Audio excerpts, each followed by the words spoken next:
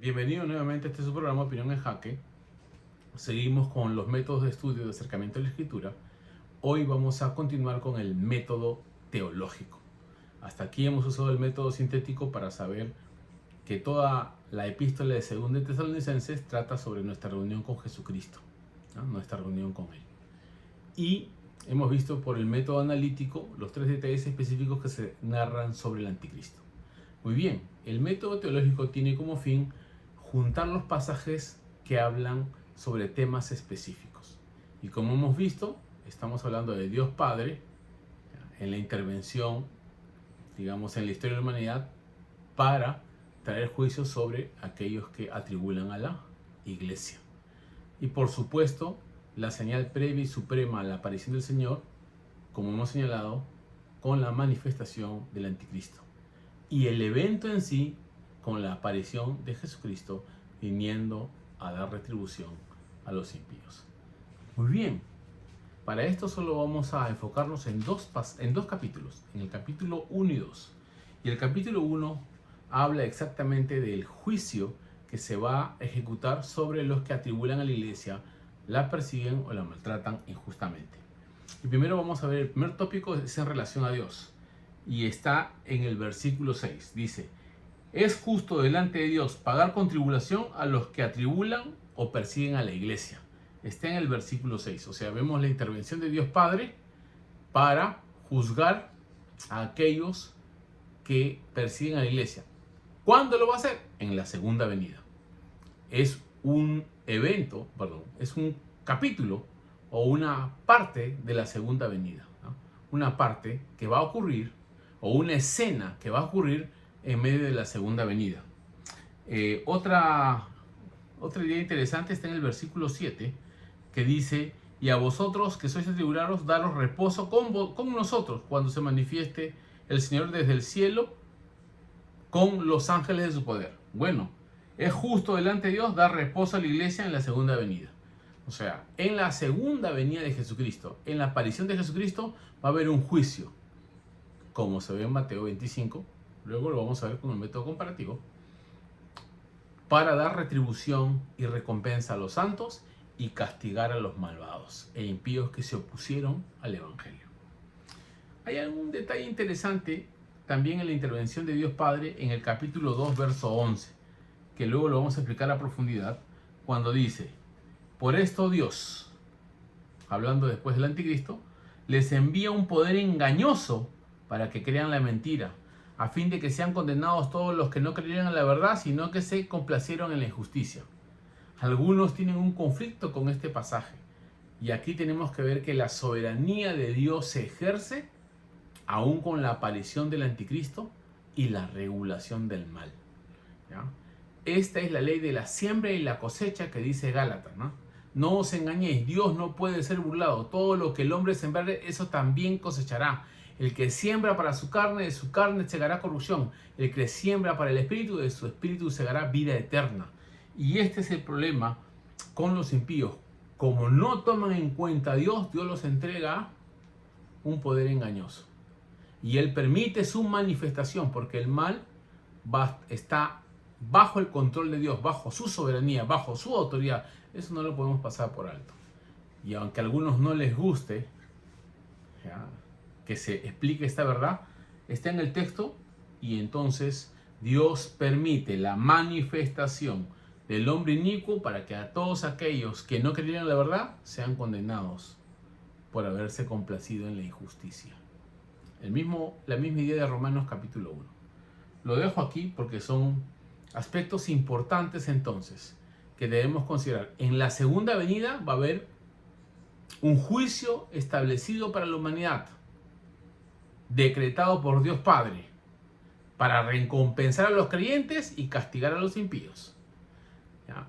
Y la manifestación del hombre inicuo es regulado por el Padre para que los que se pierden sean, digamos, justamente condenados por haberse complacido en la maldad.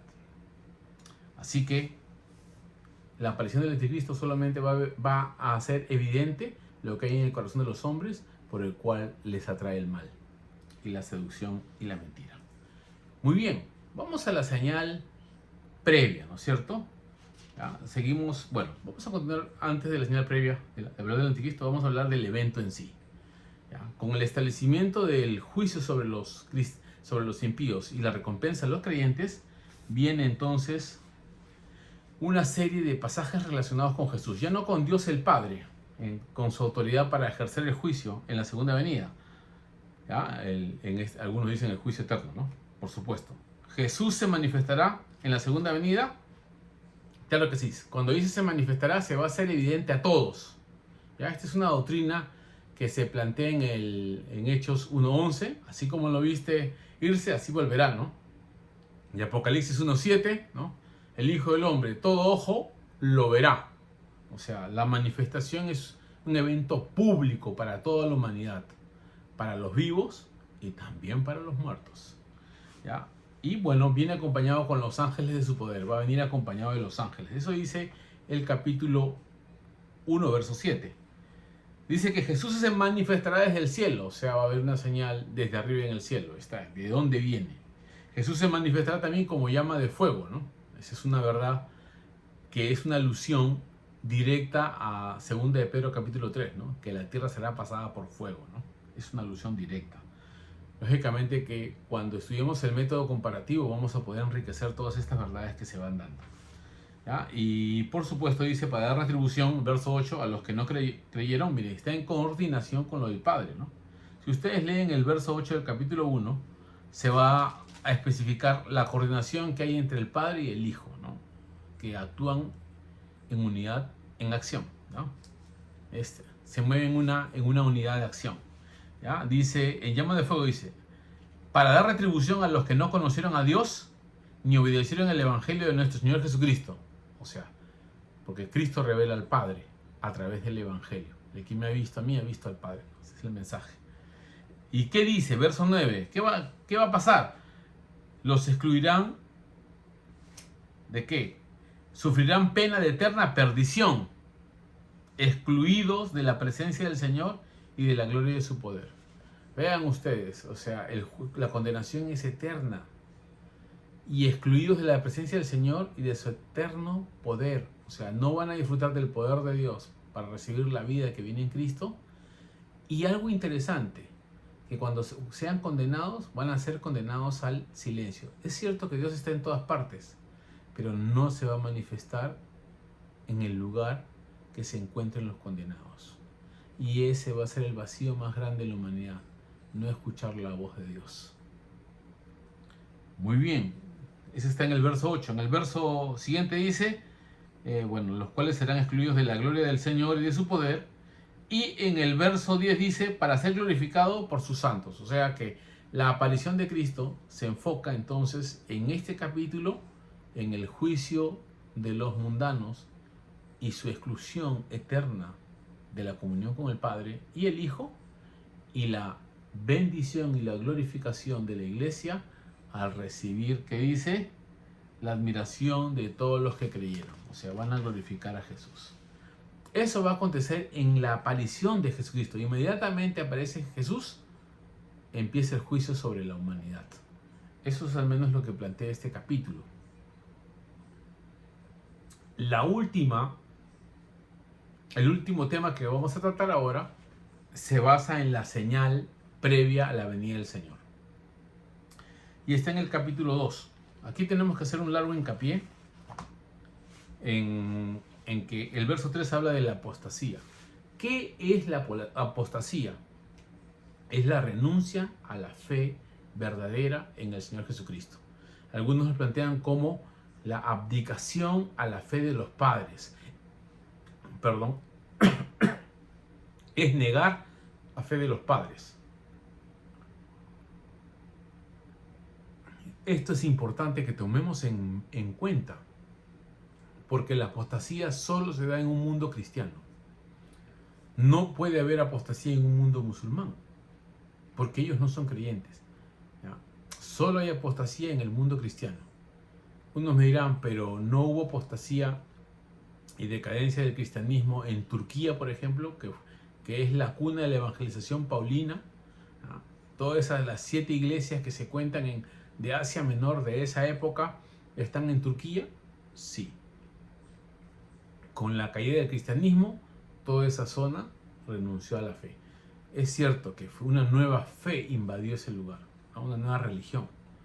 Pero propiamente dicho, la apostasía es la decadencia de la comunión con Jesucristo y su iglesia dentro del mundo cristiano. Eso debe quedar bien en claro, ¿no?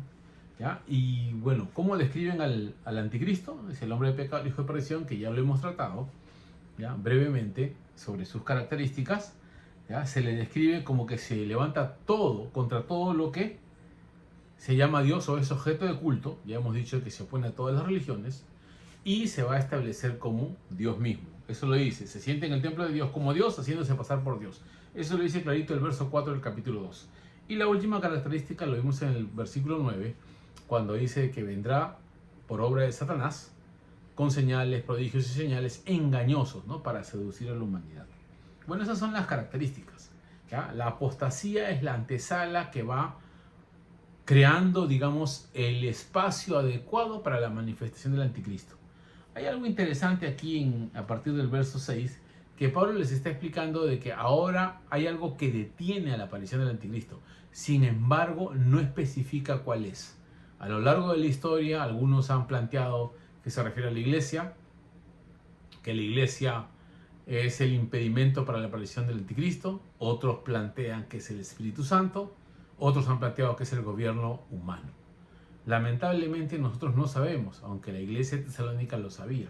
Si ustedes leen el capítulo 2, Pablo le dice, ustedes saben qué lo detiene. En cambio, ahora tenemos que esperar la aparición del anticristo sin saber qué lo detiene, ¿no?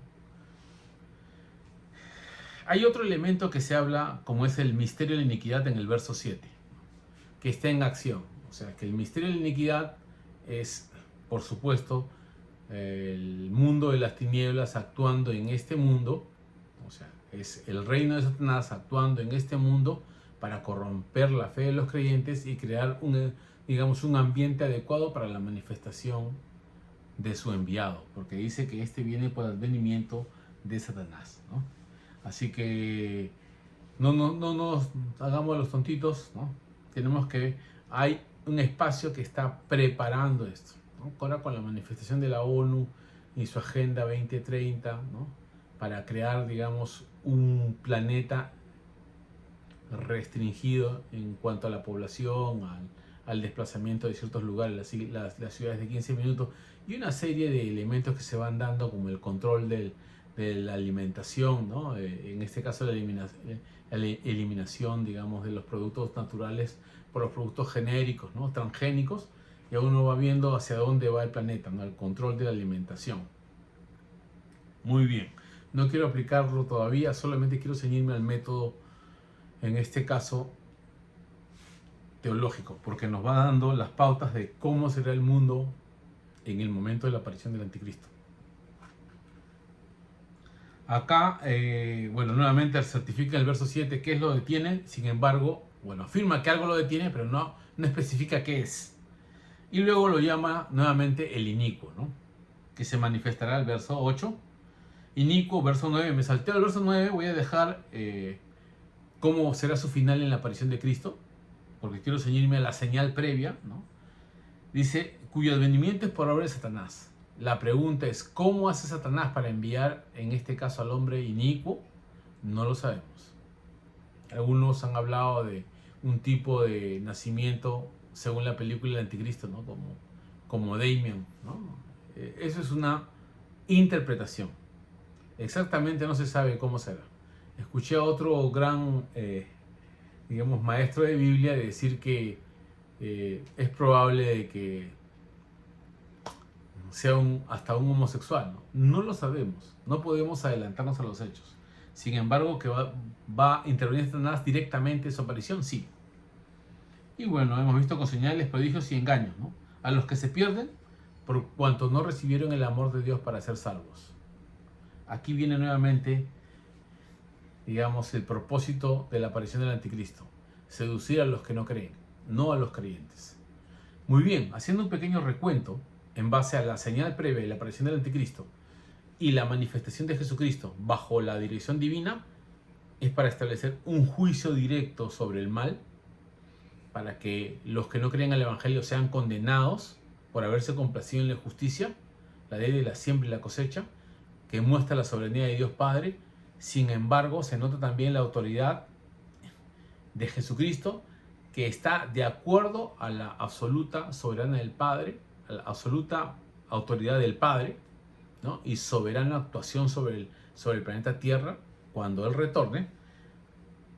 En este caso, al establecimiento del juicio sobre la humanidad para recompensar a los creyentes y castigar a los malvados.